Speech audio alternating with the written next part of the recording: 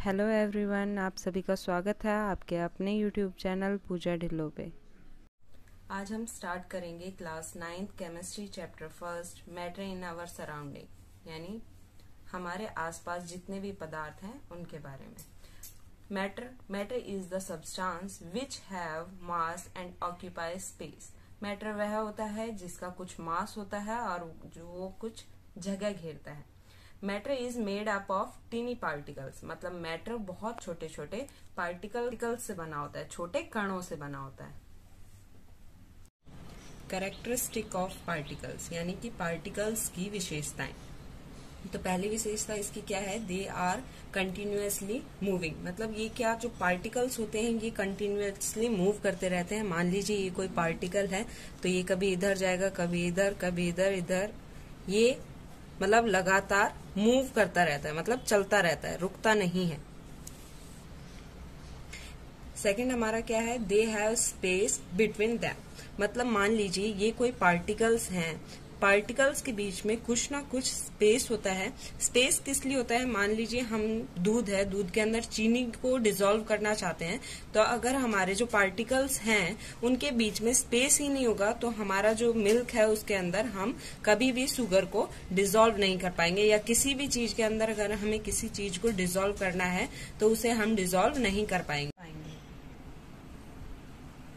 Third point है इसका, they attract each other, यानी जो पार्टिकल्स हैं वो एक दूसरे को अपनी ओर आकर्षित करते हैं, यानी अपनी ओर खींचते हैं। तो हम इसके जो पॉइंट्स हैं उन्हें डिटेल्स में पढ़ेंगे। तो पहला पॉइंट हमारा था particles of metals are continuously moving, यानी जो पार्टिकल्स हैं वो लगातार मूव करते रहते हैं। उनकी जो मूवमेंट है वो किस वजह से होती है? काइनेटिक एनर्जी, यानी जो हमारे पार्टिकल्स हैं, जितने भी पार्टिकल्स हैं सभी के अंदर कुछ ना कुछ काइनेटिक एनर्जी होती है। काइनेटिक एनर्जी फिजिक्स का एक वर्ड है जो कि आप लोग फिजिक्स में डिटेल में पढ़ेंगे, केमिस्ट्री में इतना इम्पोर्टेंट नहीं है, ये कम आता है। जैसे जैसे हम किसी भी पार्टिकल है जो हमारा मैटर है उनका जैसे जैसे हम टेम्परेचर इंक्रीज करेंगे वैसे वैसे उनकी जो अंदर की काइनेटिक एनर्जी है वो भी इंक्रीज होगी, मतलब वो और ज्यादा तेज मूव करने स्टार्ट कर देंगे। मतलब हम कह सकते हैं कि हम टेम्परेचर इंक्रीज करेंगे तो उसका मूवमेंट इंक्रीज होगा, और मूवमेंट इंक्रीज होगा यानी उसके अंदर जो काइनेटिक एनर्जी है वो भी इंक्रीज हो जाएगी। तो जैसे इसका एग्जाम्पल आप ले सकते हैं, अगर आप ठंडे वाटर के अंदर, मतलब कोल्ड वाटर के अंदर आप शुगर को डिसॉल्व करेंगे तो वो देर में डिसॉल्व होगी। अगर आप हॉट वाटर में शुगर को डिसॉल्व करते हैं तो वो जल्दी डिसॉल्व होगी।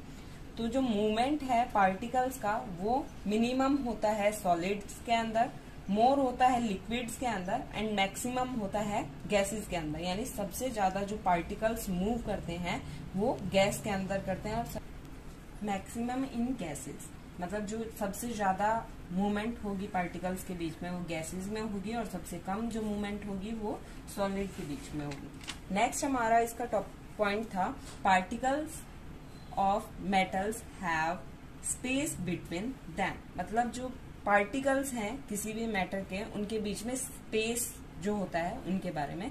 तो मिनिमम स्पेस होगा सॉलिड्स के बीच में, मोर होगा लिक्विड में, एंड मैक्सिमम होगा गैसेस में, मतलब गैस के अंदर सबसे ज्यादा स्पेस होगा और सॉलिड्स में सबसे कम। इसी वजह से वो सॉलिड्स होते हैं, और मैक्सिमम इन गैसेस, गैसेस में मैक्सिमम होती है इसी वजह से वो गैस होती हैं, और सॉलिड्स में मिनिमम होता है स्पेस इसी वजह से वो सॉलिड होते हैं, यानी ठोस होते हैं।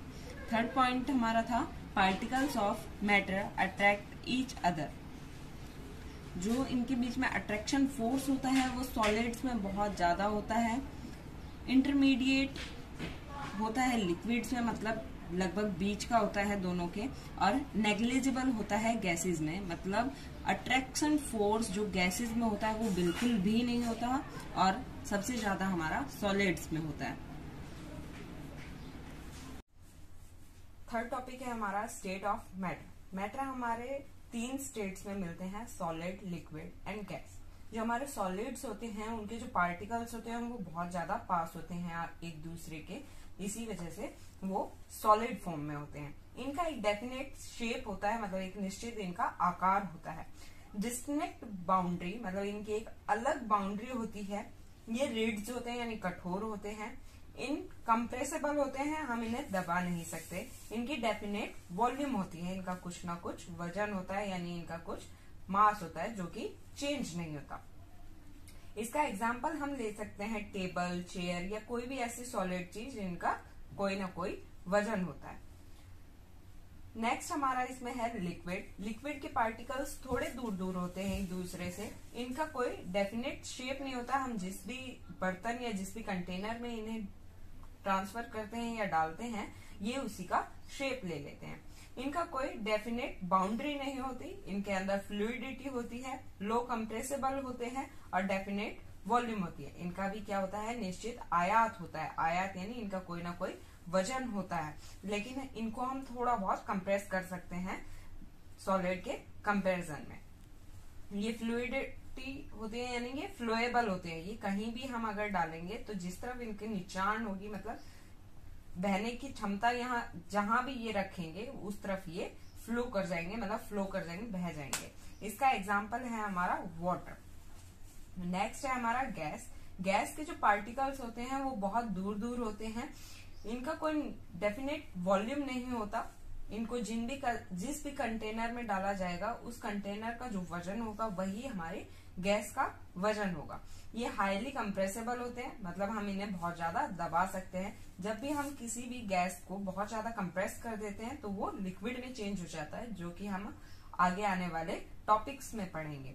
गैस जो होती है वो फ्लूइडिटी होती है गैस की भी, मतलब ये भी क्या करती है, हवा के साथ बहती है। जिस तरफ हवा चलेगी ये उस तरफ फ्लो कर जाएंगे। इनकी डेफिनेट बाउंड्री नहीं होती गैस की, और ना ही गैस का कोई डेफिनेट शेप होता है। तो गैसेस के एग्जांपल बहुत सारे हैं, जिनमें से कुछ एग्जांपल हैं कार्बन डाइऑक्साइड, ऑक्सीजन, या फिर हम कार्बन मोनोऑक्साइड और गैस भी ले सकते हैं। आज के लिए बस इतना ही। अगर इसमें आपको कोई भी दिक्कत हो या कोई भी परेशानी हो तो आप हमें कमेंट करके बता सकते हैं, उसका समाधान हम करेंगे। हमारे चैनल को लाइक कीजिए, शेयर कीजिए और सब्सक्राइब कीजिए। Thank you.